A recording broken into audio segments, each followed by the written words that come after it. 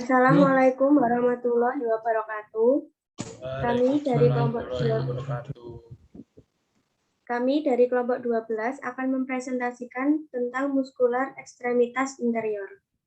Sebelumnya, perkenalkan anggota kelompok 12. Yang pertama ada Rakian Wibisono Yulfikar Aziz. Yang kedua, Fakhriansyah Rangga Pratama. Yang ketiga, saya sendiri Sandika Maharalisawati. Yang keempat, Aditya Bayu Pratama. Yang kelima, Hendro Kartiko. Dan yang terakhir, Yuhdan Nailul Falah. Baik, agar tidak mengulur waktu, langsung saja kita ke pembahasan yang pertama yang akan disampaikan oleh Fakhriansyah Rangga Pratama. Waktu dan tempat saya persilahkan.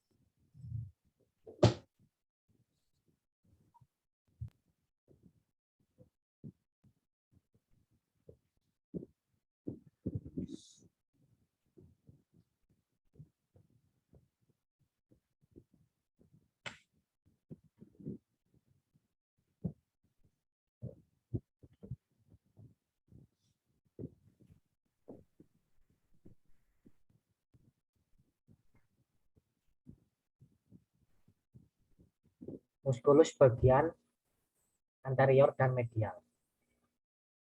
Muskulus yang berorigo pada pelvis dan kolumna vertebralis meliputi iliacus, psoas mayor, dan sartorius. Lalu berikutnya ada muskulus pada kompartemen medial. Yang pertama ada adduktor longus. Otot ini berasal dari pubis dan masukkan ke tengah aspera linea femur. Otot ini dipersarafi oleh saraf obturator dan adductus paha.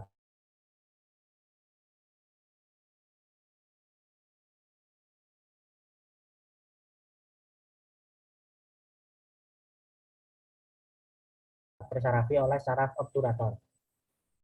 Yang ketiga ada adduktor magnus. Otot ini berasal dari pubis dan tuberositas ischia. Otot ini menyisipkan ke tuberositas glutealis, linea aspera, dan tuberculum adductor femur. Otot ini dipersarafi oleh saraf obturator dan saraf sciatic. Otot ini adduks paha dan membantu di kedua fleksi dan ekstensi paha. Yang keempat ada otot pectineus. Otot pectineus adalah otot yang berasal dari ramus superior dari bagian pubis tulang pinggul dan menyisipkan pada garis lengan pectineal femur. Otot ini dipersarafi oleh saraf femoral, aduk, dan fleksi paha. Yang terakhir ada otot gracilis. Otot gracilis adalah otot yang berasal dari pubis dan menyisipkan pada tibia medial. Otot ini dipersarafi oleh saraf obturator. Otot ini aduk paha dan fleksi kaki di lutut. Next.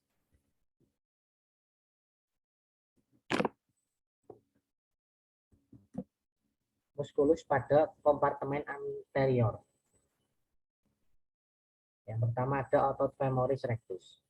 Otot femoris rectus adalah salah satu dari 4 otot paha depan.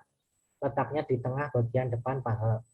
Otot ini bertanggung jawab untuk ekstensi lutut, pinggul, dan paha fleksi. Otot ini adalah otot utama yang dapat melenturkan pinggul. Yang kedua ada otot vastus lateralis. Otot ini berfungsi sebagai fleksi pada lutut manusia. Otot ini akan membantu manusia dalam melakukan aktivitas fungsional dengan baik dan benar sesuai dengan kemampuan yang dihasilkan oleh otot ini pada bagian paha atau pinggul. Hal ini didukung oleh karena adanya pelekatan origo dan insersi pada otot ini sehingga mampu melakukan fungsinya. Yang ketiga ada otot vastus medialis. Otot ini berfungsi sebagai fleksi pada lutut, menarik patella secara medial. Melalui fungsi ini, otot akan mampu melakukan atau membentuk sebuah gerakan yang dibutuhkan oleh manusia dalam mendukung aktivitas fungsional yang akan dilakukan manusia. Misalkan dalam duduk, berdiri, dan berjalan. Yang terakhir ada otot vastus intermedius. Otot ini berfungsi sebagai fleksi pada lutut, Melalui fungsi ini, manusia akan terbantu dalam membentuk sebuah gerakan pada bagian tungkai atas. Sehingga melalui hal ini, manusia dapat melakukan aktivitas fungsionalnya dilakukan dengan normal dan baik.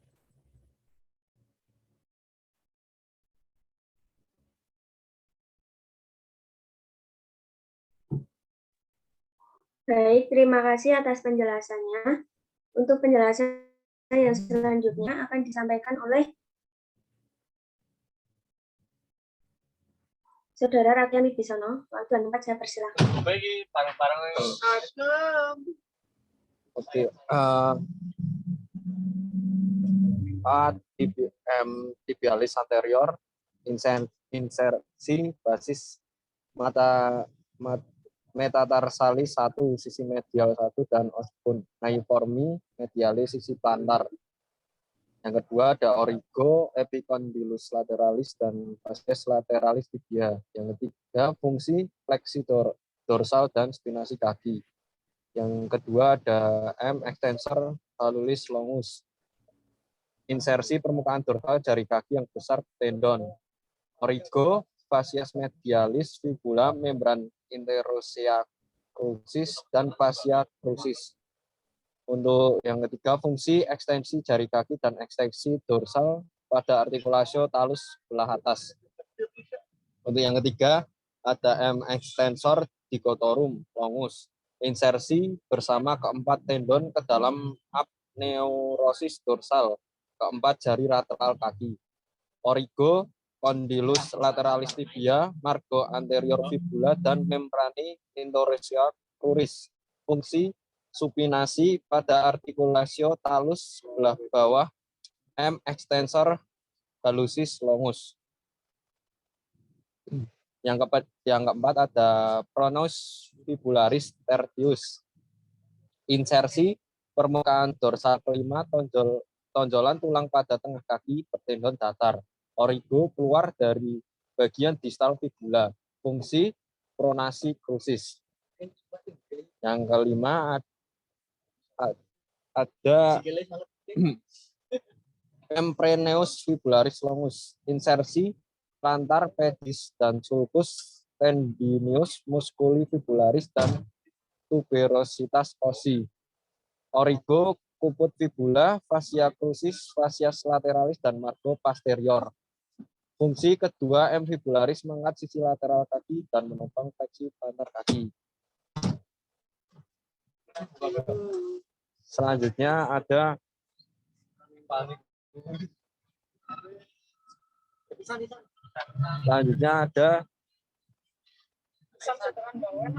satu hamstring. Hamstring adalah istilah untuk menyebutkan kumpulan beberapa otot yang tertimpa pada paha bagian belakang. Sebenarnya tidak ada otot yang memiliki nama hamstring. Dikatakan kumpulan otot-otot hamstring karena memang terdiri dari 3 macam otot yang kesemuanya memiliki nama yang berbeda-beda. Kumpulan otot-otot yang menyusut otot biceps femoris, otot semimembranosus, otot semitendinosus. Yang kedua ada biceps femoris, adalah bagian yang paling lateral paha belakang. Biceps femoris memiliki 2 kepala, panjang dan pendek. Kepala panjang berasal dari tuberositas ischia dan kepala pendek berasal pada aspera linea femur. Mereka memasukkan ke sisi lateral fibula. Kepala panjang dipersarafi oleh bagian tibia dari saraf skiatik dan kepala pendek dipersarafi oleh bagian fibula saraf skiatik. Ini meluas paha dan flexes dan lateral berputar kaki. 3. Semitendinosus. Otot ini berasal dari tuberositas ischia dan memasukkan ke bagian superior dari tibia medial. Ini dipersarafi oleh bagian tibia saraf skiatik dan meluas paha, flexes, dan medial berputar kaki. Yang keempat, semimembranosus, yang paling medial dari 3 otot hamstring. Otot ini berasal dari tuberositas ischia dan menyisipkan pada condylus medial tibia. Ini berfungsi dengan semitendinosus untuk memperpanjang paha dan melenturkan dan medial memutar kaki. Ini dipersarafi oleh bagian tibia dari saraf skiatik. 5. Ada otot gastrocnemius, yakni otot betis yang paling menonjol dan yang letaknya ada di bagian belakang betis, berbentuk seperti intan atau diamond. Tugasnya adalah untuk menggerakkan telapak kaki. Otot betis merupakan otot yang paling bandel untuk dilatih. Akan tetapi tidak ada fisik yang lengkap tanpa otot betis yang berkembang dengan baik. Yang keenam, soleus. Yang ketujuh, tendon Achilles. Fungsinya meluruskan kaki di sendi calaneus dan membengkokkan tungkai bawah patella atau musculus popliteus yang berpangkal pada condylus fibula, melintang dan melekat di condylus lateralis tulang femur. Fungsinya memutar tibia ke dalam atau endorotasi. Oke, terima kasih. Baik, terima kasih. Untuk penjelasan yang selanjutnya akan disampaikan oleh Aditya Bayu Pratama. Waktu dan tempat saya persilakan. Oke, berikutnya ada glutea muscles, yaitu ada glutea medius yang berfungsi sebagai aduksi, endorotasi, dan ektorotasi femur serta fiksasi pelvi pada tulang kaki. Insersinya bagian latera tontare mayor dan origonya facies gluta kristal dan linea glutal posterior dan inferior. Persyaratannya ada nervus, gluteus, dan superior.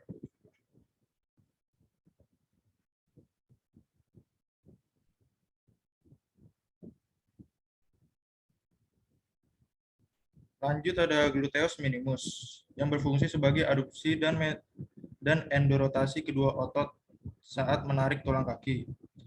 Insersinya adalah ujung tong tater mayor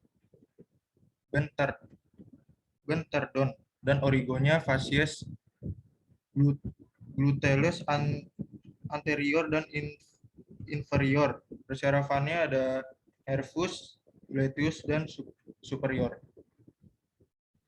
Dan yang terakhir ada gluteus maximus, yaitu berfungsi ekstensi verum articulation coxae, abduksi dan eksorasi femur serta menahan rangka dalam saat duduk. Insersinya adalah tuberositas, glutealitas, stratus, dan iliotibialis.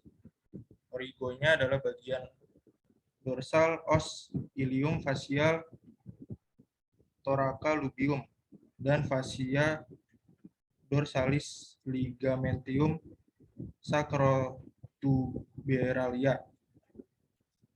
Persyaratannya nervus gluteus.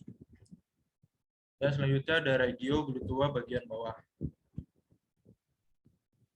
Struktur penting lainnya yang terdapat dalam regio glutea adalah nervus ischiadicus yang berjalan memberi inervasi pada kompartemen posterior regu vermois.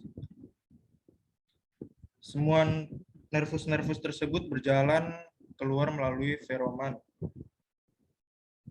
ischiadium majus infrafemur dan untuk nervus akan masuk kembali menuju perineum melalui foramen minus. Sedangkan untuk arteri et vena et nervus glutea superior berjalan melalui foramen incaricius majus suprariforme.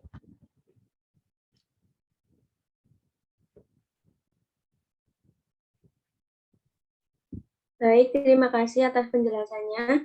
Untuk penjelasannya selanjutnya akan disampaikan oleh Hendro Kartiko. Waktu dan tempat saya persilakan.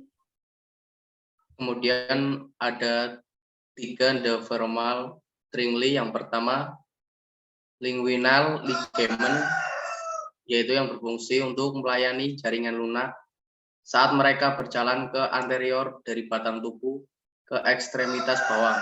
Struktur ini membatasi batas superior dari segitiga femoralis. Yang kedua, adductor longus, yang berasal dari panggul ke tulang paha dan gracilis. Otot-otot adduktor ini bertanggung jawab untuk menjaga kestabilan panggul dan menerapkan tungkai atau menggerakkan tungkai ke arah garis tengah tubuh atau aduksi. Yang ketiga, sartorius. Otot sartorius adalah otot tipis, panjang, dan membentang di atas dua sendi, yaitu pinggul dan lutut. Panjang otot ini sekitar 50 cm. Berikut fungsi otot sartorius yaitu fleksi pinggul, rotasi eksternal pinggul, dan fleksi lutut. Fleksi pinggul artinya otot sartorius dapat menekuk pinggul dan melenturkan pinggul ke atas. Selain itu, otot sartorius bermanfaat dalam rotasi eksternal pinggul, yaitu memiliki garis tarikan di bagian depan paha yang dapat membantu memutar pinggul keluar. Sementara itu, otot sartorius juga dapat membantu Anda menekuk lutut. Kemudian, otot vastus lateralis. Otot vastus lateralis adalah uraian origo, insersi, aksi, atau fungsi saraf dan arteri pada paha pinggul manusia. Otot ini berfungsi dalam membantu manusia dalam membentuk sebuah gerakan fungsional yang dibutuhkan oleh tubuh dalam bentuk sebuah gerakan yang akan membantu aktivitas dari manusia, seperti halnya dalam melakukan kegiatan berjalan maupun berlari. Next.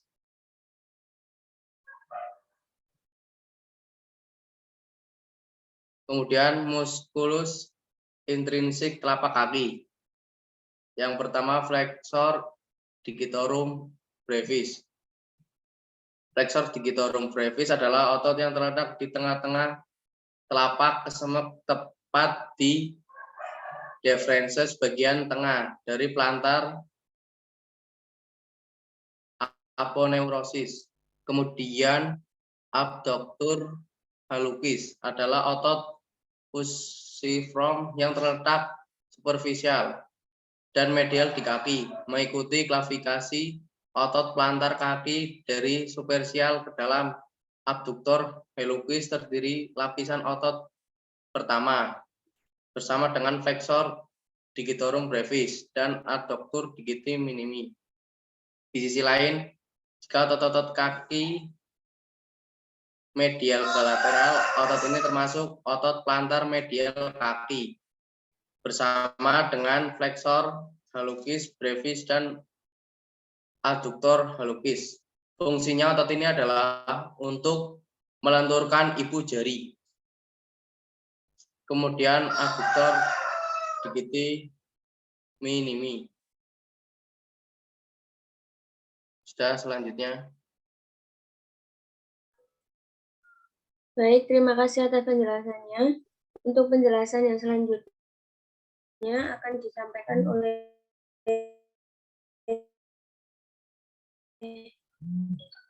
Yuhdan Nailul Falah.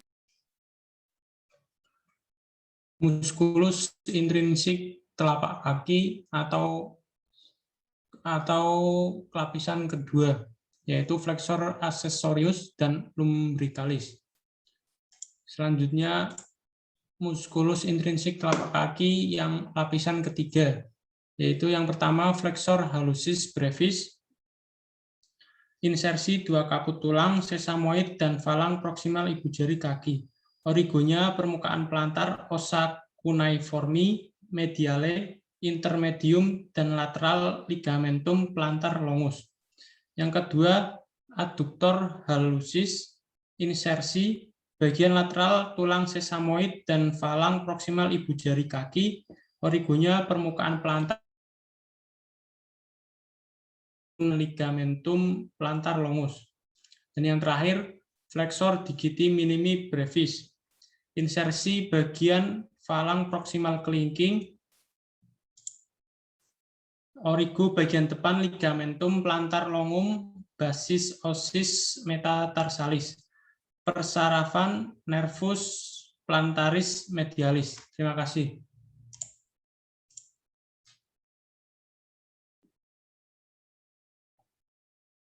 Baik, kesimpulannya, otot ekstremitas bawah berfungsi dalam stabilitas daya dan pemeliharaan postur. Sekian dari kelompok 12. Mohon maaf jika ada kurang dan salahnya. Saya mewakili kelompok 12. Mohon undur diri. Wassalamualaikum warahmatullahi wabarakatuh.